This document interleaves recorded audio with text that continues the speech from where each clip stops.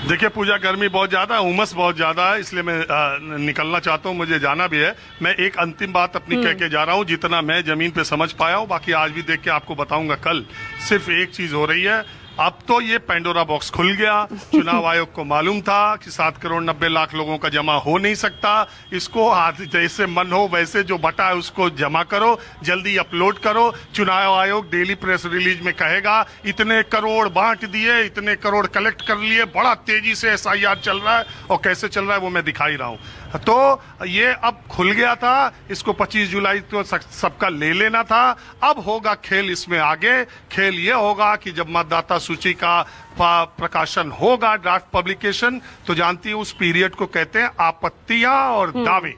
यानी कि जिसका नाम है उसके खिलाफ आपत्तियां दर्ज की जाएंगी, और जिसका नाम नहीं है वो अपना दावा करेगा। जो आपत्तियां जिसके पर दर्ज की जाएंगी उससे इससे 11 कागज मांगे, 11 में से 1 कागज मांगे जाएंगे। जो दावे करेगा उससे मांगे जाएंगे। बाकी का काम जय सिया राम, जो छप गया वो चलता रहेगा।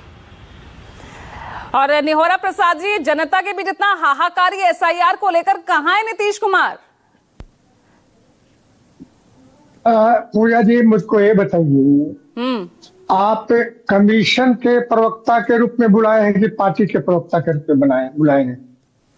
यदि पार्टी के प्रवक्ता के रूप में बुलाए हैं तो निश्चित रूप में थोड़ा हम सहमत है राजीव जी से कि देश में, बिहार में मतदाताओं के बीच में थोड़ा भ्रम फैला है। मैं इसके पहले भी 2 डिबेट में शामिल था।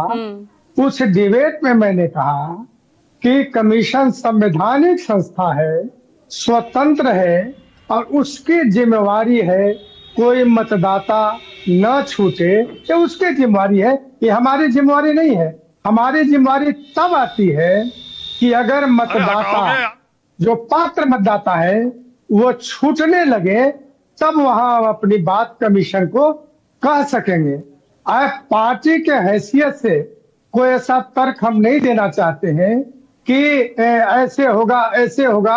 एक कमीशन किस प्रकार सारे पात्र जो मतदाता हैं उसको जोड़ने का काम करेगा, ये दायित्व उसका है।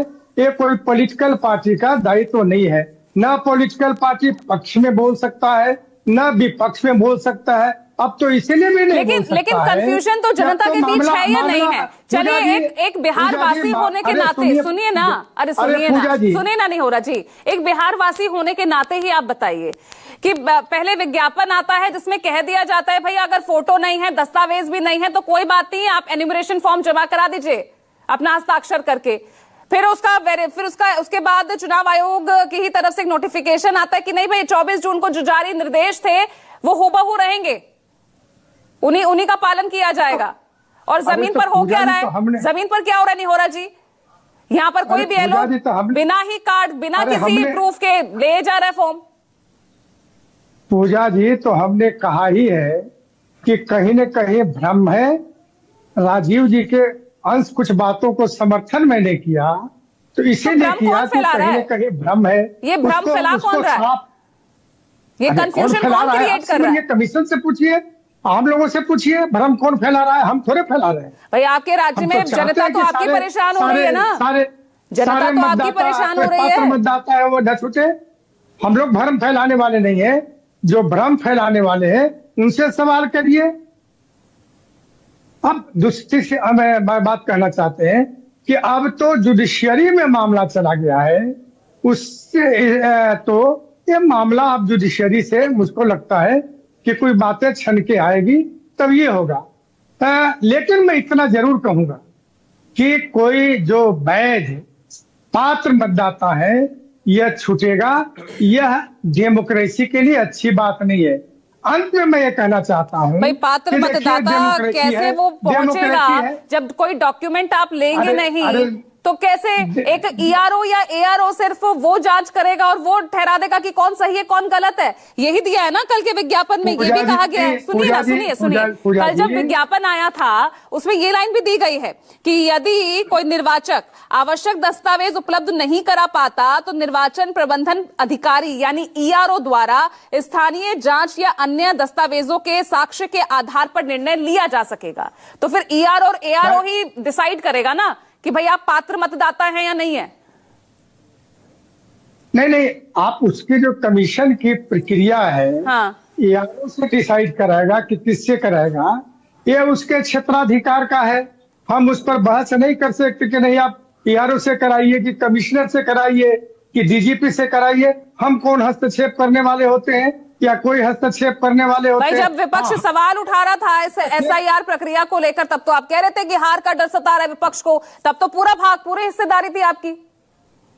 जरा दूसरी बात मैं कहना चाहता हूँ पूजा जी कि गोलमोल कर गए रवि जी ये चल क्या रहा है?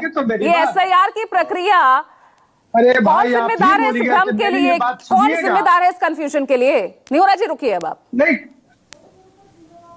नहीं, मैं ये कह रहा हूँ कि डेमोक्रेसी में जनता को भी जागरूक होना चाहिए।